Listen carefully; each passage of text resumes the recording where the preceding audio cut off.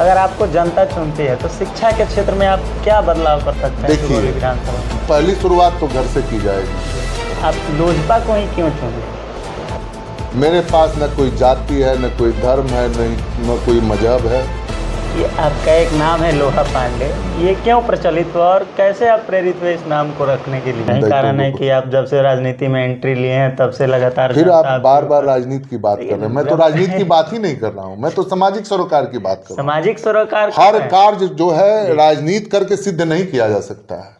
बहुत सारी समस्याएं हैं जो सामाजिक स्तर पर बैठ के बात करके एक दूसरे से संवाद के माध्यम से निपटाया जा सकता है। राजनीति शब्द कोई बुरा शब्द नहीं है, इसमें अगर अच्छे लोग आएंगे तभी जनता का भलाई निश्चित हो तौर सकता है। और इसमें अच्छे लोगों के आने की जरूरत है। बिहार विधानसभा चुनाव होने वाला है और चुनावी दंगल छिड़ चुका है। लगातार सभी पार्टियां और सभी नेताएं जो है लगातार पटना से लेकर और बिहार के अन्य विभिन्न जिलों में जो है लगातार रैलियां कर रहे हैं। और अभी हम लोग सुगौली विधानसभा में हैं और हमारे साथ लोजपा आर के प्रदेश महासचिव पंकज कुमार पांडे और लोहा पांडे जी हैं और इनसे आज बहुत सारे मुद्दों पे बातचीत करेंगे। बहुत बहुत धन्यवाद। साथ ही आपके चैनल के दर्शकों का मेरे तरफ से सभी को सादर प्रणाम। सबसे पहले आप राजनीति में एक अच्छा खासा बिजनेस कर रहे हैं, आप राजनीति में आने का प्रेरित कैसे हुए, क्यों राजनीति में आए हैं? देखिए, राजनीति तो कभी मैंने किया ही नहीं, न भूत न वर्तमान। तो राजनीति दंगल में उतरे हैं। तो राजनीति मैं ऐसे यूँ बोलूँ कि जो मेरा पृष्ठभूमि है, पारिवारिक पृष्ठभूमि है जी। स्वर्गीय जो मेरे दादा हैं, स्वर्गीय आदरणीय श्री राजानंद पांडे जी, मैं उनका पौत्र हूँ जी। और रमघड़वा में वो आए और उनकी ख्याति एक वैद्य के रूप में, एक सामाजिक रूप में उनका एक पहचान बना। वो फ्रीडम फाइटर भी रहे। अच्छा। भले ही उन्होंने सरकार से इस नाम पे कोई वजीफा भी नहीं लिया, चूँकि देश की सेवा को समर्पित थे और उसका मेहनताना लेना उन्होंने वाजिब नहीं समझा। मैं सौभाग्यशाली हूँ कि मैं उनका पोता हूँ और बचपन से ही उनकी सेवा भाव को मैं देखते आया हूँ। तो वो मेरे परिवार के संस्कार में, रगों में बसा हुआ है। और जिसको आप राजनीतिक शब्द से बोल रहे हैं तो ऐसी कोई बात नहीं, ये एक सामाजिक सरोकार के तहत सहयोग की भावना है जो मैं सब दिन देखता है। और आज जो वर्षों से आप सेवा भाव से जो लोगों की सेवा कर रहे थे, अब उसे राजनीति में कुछ पावर पद लेकर जो है अब करना चाहते हैं। पावर पद तो प्रजातंत्र में जनता होती है, जनता मालिक तय, जनता मालिक ही अपना प्रतिनिधि चुनती है। अगर उन्हें ऐसा लगता है कि नहीं मैं उनकी कसौटियों पे खरा उतरूँगा तो जनता सर्वोपरि है। अगर ऐसा मौका मिलेगा तो वो जिस रूप में मुझे देखना चाहती है वो दायित्व का निर्वहन मैं करूँगा। ये आपका एक नाम है लोहा पांडे, ये क्यों प्रचलित हुआ और कैसे आप प्रेरित हुए इस नाम को रखने के लिए? दादाजी, हम लोग बचपन में, पिताजी मेरे 4 भाई थे जी। सबसे बड़े मेरे पिताजी थे, दूसरे स्वर्गीय रामेश्वर पांडे जी मेरे चाचा जी सेकंड। तो एक ही महीना में 15 दिन के बड़ाई छोटाई में 2 मेरे परिवार में पुत्र रत्न की प्राप्ति हुई, एक मेरे रूप में और एक मेरे भाई के रूप में जो अभी देश की सेवा में लगा हुआ है जी। उसका नाम रोलर पांडे है, मेरा लोहा पांडे है। दादाजी का दिया हुआ प्यार का नाम है। और हम लोग भाग्यशाली हैं कि लोहा के संबोधन से हमको लगता है कि एक समूह में एक आध आदमी ही लोहा बोलने पे दिखेगा जी। तो नाम तो अच्छा लगता है मुझे। नाम अच्छा लगता है, तो काफ़ी प्रचलित नाम है। हमने भी सोचा था कि पंकज कुमार पांडे बहुत कम लोग जानते हैं। हाँ, तो ऐसा जब भी लगता आपसे है मिलेंगे कैमरा पे तो इस बात को जरूर पूछेंगे। इसीलिए तो पंकज पांडे जो लोग, चूँकि मैं पेशा से व्यवसायी वर्ग से आता हूँ, व्यवसाय करता हूँ, तो ये रजिस्टर्ड नाम है, उसका इस्तेमाल भी रजिस्टर्ड कामों में ही होता है। वरना मेरे चाहने वाले, मेरे जानने वाले सब कोई मुझे लोहा के रूप में ही देखना पसंद करते हैं और मुझे भी अच्छा लगता है। आपकी पारिवारिक पृष्ठभूमि ने आपके सामाजिक दृष्टिकोण को कैसे प्रभावित किया? अभी तो मैंने बताया आपको, चूँकि मेरे दादाजी वैद्य थे और उस ज़माने में वैद्य हुआ नहीं करते थे और इतनी ख्याति उनको प्राप्त थी कि इस एरिया में लगभग हमको लगता है 20-22 कोस के एरिया में कोई ऐसा परिवार नहीं था जो उनके सेवा भाव का लाभ उस परिवार ने नहीं लिया। और हर परिवार से हम लोगों का एक अलग केमिस्ट्री बॉन्डिंग है, एक अलग जुड़ाव है जो दादाजी के काल से ही आया और आज भी मेंटेन है। तो वही है। और आज दूसरा भी कुछ उसको तो बरकरार रखे हैं आप। निश्चित तौर पे चूंकि पहचान और पृष्ठभूमि भी वहीं रही है। सुगौली विधानसभा के विकास को लेकर आपके अंदर प्राथमिकता देखिए, क्या है? जहाँ तक सुगौली की बात है, हम लोग परिसीमन के पहले रक्सौल के हिस्सा हुआ करते थे। जी और आदरणीय बड़े भाई डॉक्टर अजय सिंह ने काफ़ी लंबा प्रतिनिधित्व उधर किया। और परिसीमन के बाद जी हम लोग रमगढ़वा प्रखंड जो है सुगौली से जुड़ा। सुगौली, मैं यूँ कहूँ कि सुगौली एक ऐतिहासिक भूमि रही है। इसका अपना एक अलग ही इतिहास है, एक अलग ही महत्व है। लेकिन उस महत्व को नज़रअंदाज किया गया है वर्षों से लगातार निरंतरता में। चूँकि औद्योगिक क्षेत्र के तरफ भी अगर जाएं तो वहाँ चीनी मिल के रूप में हम लोगों को एक उद्योग था जो जीर्णों स्थिति में था, जिसको HPCL ने लेके पुनर्निर्माण किया और चला भी। बीच के दिनों में लड़खड़ाया, फिर इधर पुनः एक नए GM आए दीक्षित साहब। उनके आने के बाद क्रसिंग स्ट्रेंथ बढ़ा, हमारे किसानों के पास उनके उपज का समुचित मूल्य मिला और निरंतर विकास हो रहा है। लेकिन जो विकास शिक्षा के क्षेत्र में होना चाहिए था, जो विकास स्वास्थ्य के क्षेत्र में होना चाहिए था, जो विकास, चूँकि ये बाढ़ प्रभावित इलाका है, नदियों पे तटबंध नहीं है, स्कूलों में आज भी आज के वर्तमान के माहौल के हिसाब से शिक्षा नहीं है, तो तमाम सारी कमियां हैं जिसको हम लोग देख रहे हैं, सुन रहे हैं, समझ रहे हैं। घूमने में या व्यवहारिक दिनचर्या में भी निश्चित तौर पे यहाँ की कमियों के तरफ मेरा ध्यान है। और जो विकास यहाँ होना चाहिए था, यहाँ के जनप्रतिनिधियों की उदासीनता और रोड मैप के अभाव, या उसको यूँ कहूँ कि उनकी इच्छा शक्ति ही नहीं रही कि किसी रूप में इसका विकास किया जा सकता है। यही कारण है कि सुगौली आज भी विकास के उन मूलभूत आवश्यकताओं से काफ़ी दूर खड़ा है। और इसमें आप लोकसभा प्रभारी भी थे, अभी हाल ही में चुनाव हुआ था 2024 में। इसमें आपने इतना बड़ा भूमिका कैसे निभाया और कैसे इतना बड़ा जीत दिलवाया? देखिए, जहाँ तक अपने पार्टी की तरफ से, जहाँ तक लोकसभा प्रभारी की बात है जी, तो हमारे युवा नेतृत्व और देश के यशस्वी हमारे मंत्री और पार्टी के राष्ट्रीय अध्यक्ष आदरणीय श्री चिराग पासवान जी, और साथ ही बिहार प्रदेश के मेरे प्रदेश के नेता आदरणीय श्री राजू तिवारी जी के निर्देश पर मैं बेतिया लोकसभा का प्रभारी रहा। ऐसे विषम परिस्थितियों में, जबकि इंडी गठबंधन से स्वयं मेरे ही बिरादरी से श्री मदन मोहन तिवारी जी प्रत्याशी, और वे मेरे संबंधी भी थे, हैं भी, ऐसे में मुझे प्रभार मिला और बहुत सारी चुनौतियां थीं। उन सब चुनौतियों को देखते हुए मैं जनता के बीच गया और अपने नेता के सिद्धांतों को, बातों को जन जन तक पहुंचाने का कार्य किया। जनता ने बड़ी ध्यान से उसको सुना और एनडीए गठबंधन के घटक दल में रहते हुए जो मुझसे बन सकता था वो सब मैंने किया, और जनता के बदौलत सर्वाधिक मतों से सुगौली विधानसभा में लगभग 32,000 से ऊपर मतों से सुगौली विधानसभा में उनको विजय दिलवाया गया। साथ ही पांचों लगभग आरजेडी का विधायक होते हुए भी आप लोगों ने 1 लाख के लगभग में करीब में वोट दिलवाया। लगभग मैं जनता का पुनः एक बार धन्यवाद करता हूं। और मैंने मीटिंग में, जब यहाँ प्रकाश मैरिज हॉल में मीटिंग हो रही थी, हमारे आदरणीय उस समय एनडीए के प्रत्याशी के रूप में डॉक्टर संजय जायसवाल जी बैठे थे, मैंने मंच के द्वारा जनता से अपील की थी। सुगौली और रमगढ़वा का जॉइंट वर्कर मीटिंग था और मैंने कहा जनता से अपनी अपील, अपनी बातों को रखा कि एनडीए में चिराग जी की पार्टी ने मुझे जो जवाबदेही दी है, निश्चित तौर पर सुगौली की जनता की सबसे बड़ी जवाबदेही है कि उन्होंने मुझ पर विश्वास जताया है। मैं आप सबों से विनती करता हूं कि छऊ विधानसभा में सर्वाधिक मतों से यहाँ सुगौली विधानसभा में अपने प्रत्याशी को जिता के भेजने का कार्य किया जाए।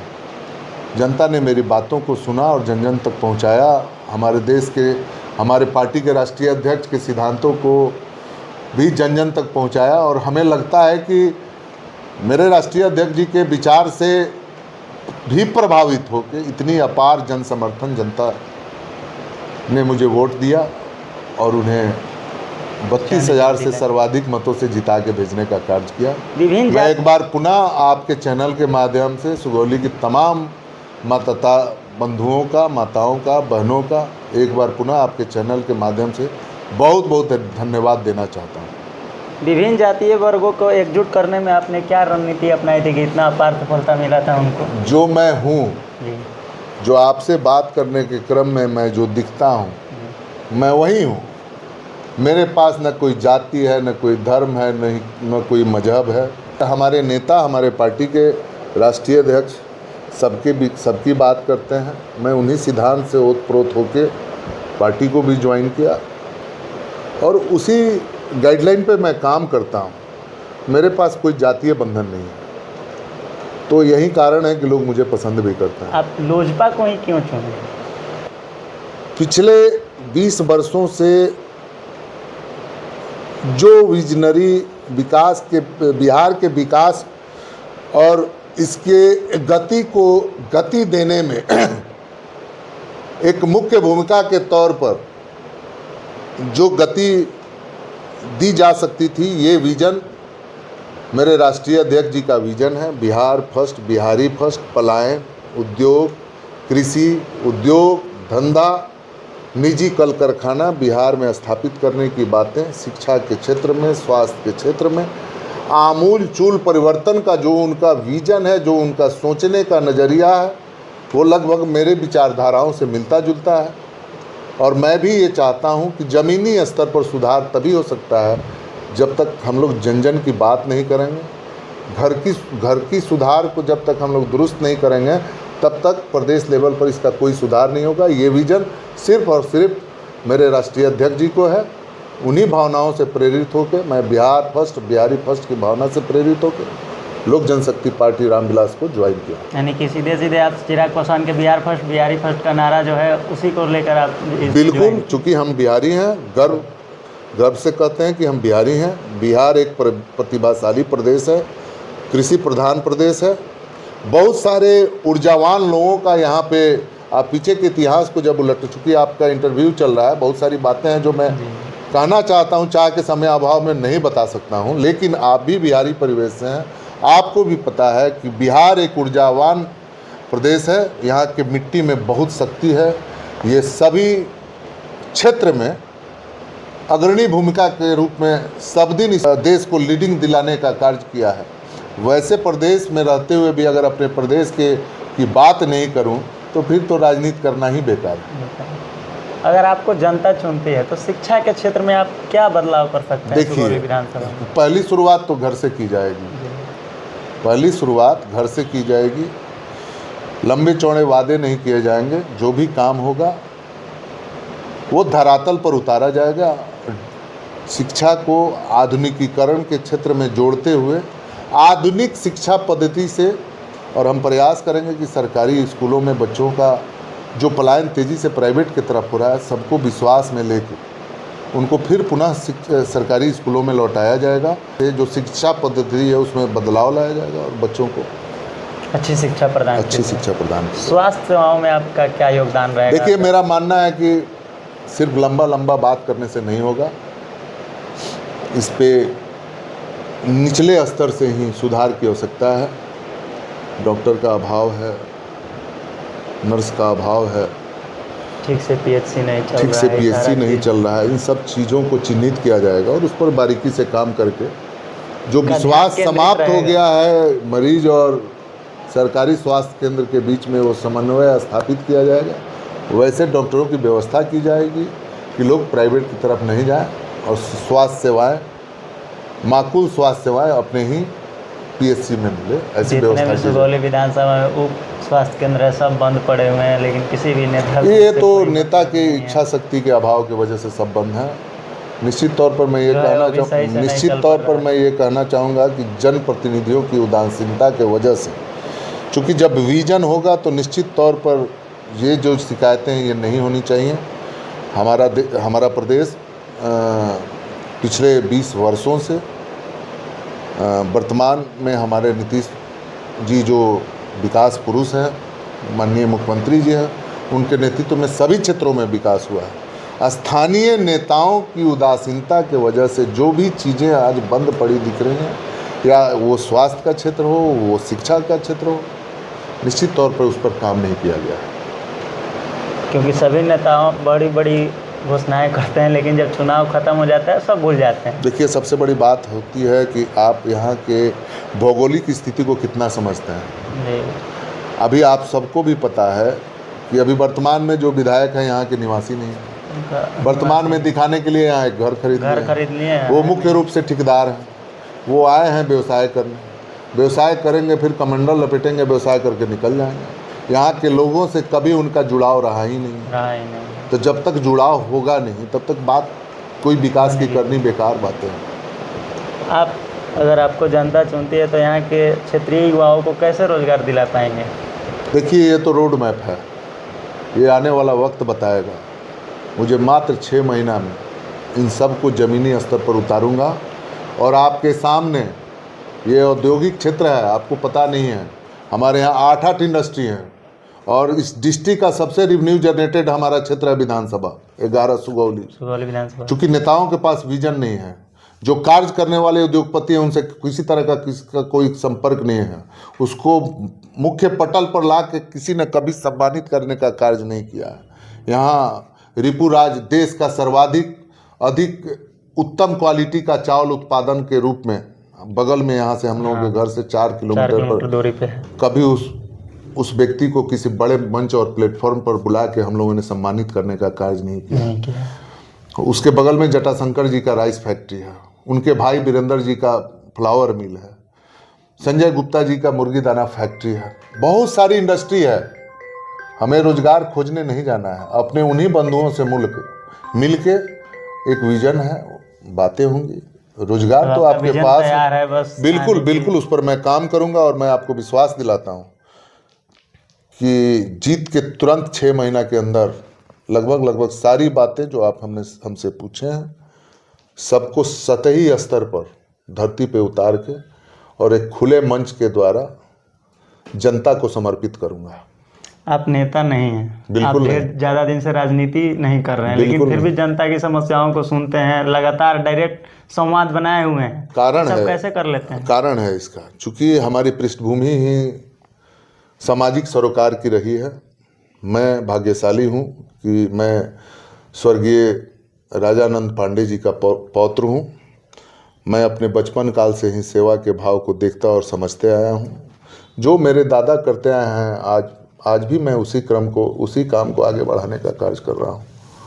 मैं कोई नेता नहीं हूँ, मैं यहाँ की मिट्टी का, धरती का बेटा हूँ और यहाँ जन्म लेने की वजह से मेरी भी कुछ सामाजिक दायित्व है। अगर मुझे मौका मिला तो निश्चित तौर पर यही कारण है कि आप जब से राजनीति में एंट्री लिए हैं तब से लगातार फिर आप बार राजनीति की बात कर रहे हैं। मैं तो राजनीति की बात ही नहीं कर रहा हूँ, मैं तो सामाजिक सरोकार की बात कर रहा हूँ। सामाजिक सरोकार हर कार्य जो है राजनीति करके सिद्ध नहीं किया जा सकता है।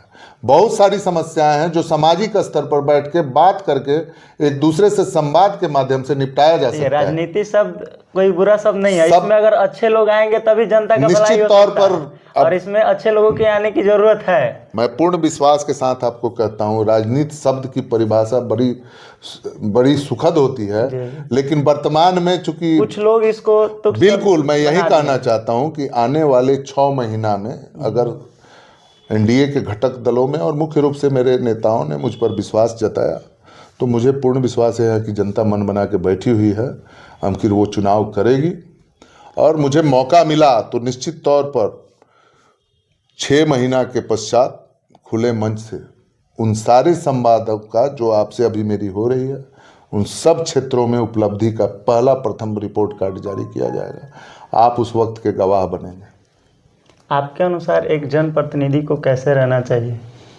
जीवन में सादगी तो जरूर होना चाहिए, सर्व सुलभ होना चाहिए, हर जगह उपलब्ध होना चाहिए और बातों को समझने वाला ही जनप्रतिनिधि हो सकता है, जो यहाँ की मिट्टी को से जुड़ा हो, जो यहाँ